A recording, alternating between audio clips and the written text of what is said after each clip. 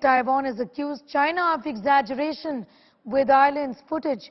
Taiwan accused China of exaggeration and tricks on Tuesday after the Chinese military published footage of the strategically located Penghu Islands where there is a major Taiwanese airbase. China, which claims Taiwan as its territory, has carried out military exercises around the island this month after a visit by U.S. House of Representatives Nancy Pelosi, who was followed by 5 U.S. lawmakers on Sunday and Monday.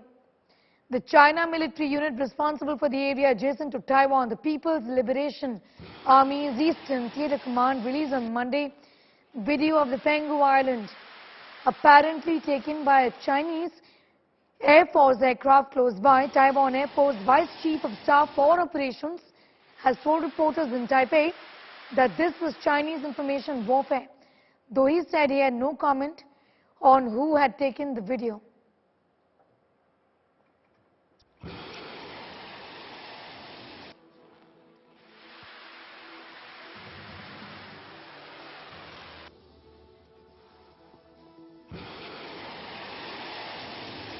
Accusing China of exaggeration with island footage, which is on your screens right now.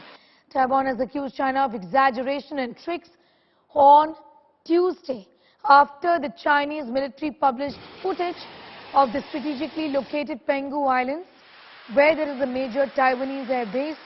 China, which claims Taiwan as its territory, has carried out military exercises around this island this month after a visit by U.S. House of Representatives Speaker Nancy Pelosi, who was followed by 5 U.S. lawmakers on Sunday and Monday. The Chinese military unit responsible for the area adjacent to Taiwan, the People's Liberation Army's Eastern Theater Command, released on Monday video of the Penghu Islands, apparently taken by a Chinese Air Force aircraft close by. Taiwan Air Force Vice Chief of Staff for Operations has told reporters in Taipei that this indeed was Chinese information warfare, though he said he had no comments on who had taken the video.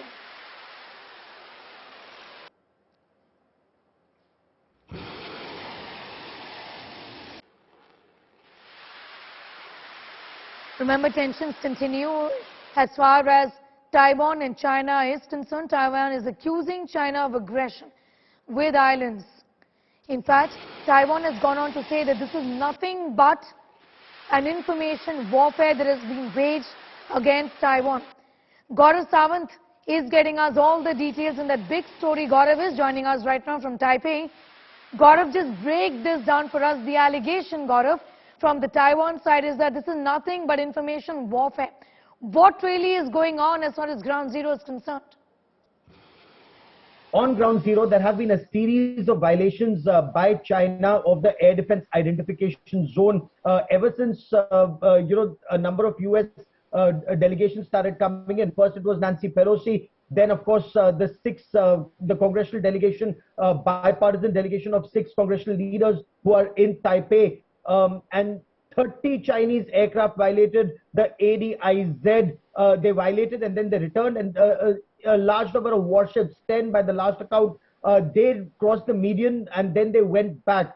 Taiwan itself launched its own aircraft. It activated its own missile defense battery and of course gave out all information in public domain. What Taiwan is saying is China is trying to set a new normal. Remember, this is exactly what the White House had also said. The White House had said by this new normal, what China is trying to do is boil the frog, keep increasing the intensity of its violations, and everyone will think this is the new normal. And then ultimately China wants to take Taiwan by force, something that Taiwan is very clear that they will not be able to do. In fact, India Today is the first Indian channel on Ground Zero in Taiwan after Nancy Pelosi's visit. And in this country, a lot of effort is being undertaken to ensure that the country remains safe from Chinese aggression.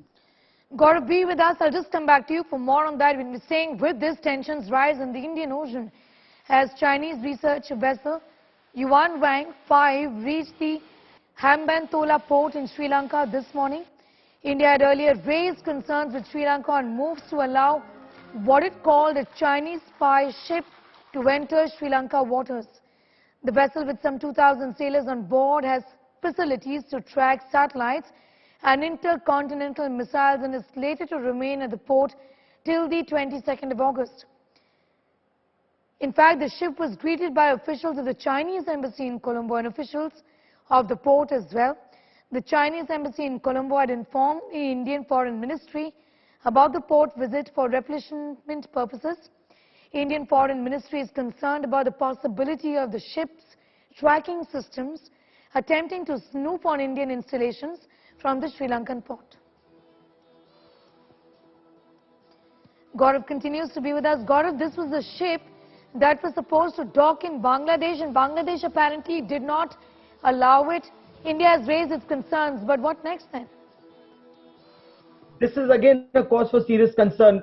While China calls this a ship which is meant to carry out research, but this actually is a spy ship given the kind of powerful radars and sonars on board this ship. Now, this ship was to dock on the 11th and was to stay till the 17th. Both India and the United States objected to this. After India and the US raised concerns, there was a week-long delay. Now, Sri Lanka says they've asked India for specific objections. The point remains, just before Gotabaya Rajapaksa left as president of Sri Lanka, he fled the country. Just before he did, he gave permission to this ship to dock at Hambantota. Now, Sri Lanka is in the Chinese debt trap and very difficult for them to say no. Chinese have been carrying out a lot of activities. Now, why is this ship a cause for concern? This is a cause for concern because this ship could not only be tracking and mapping ocean bed, but also be tracking movement of submarines in this region.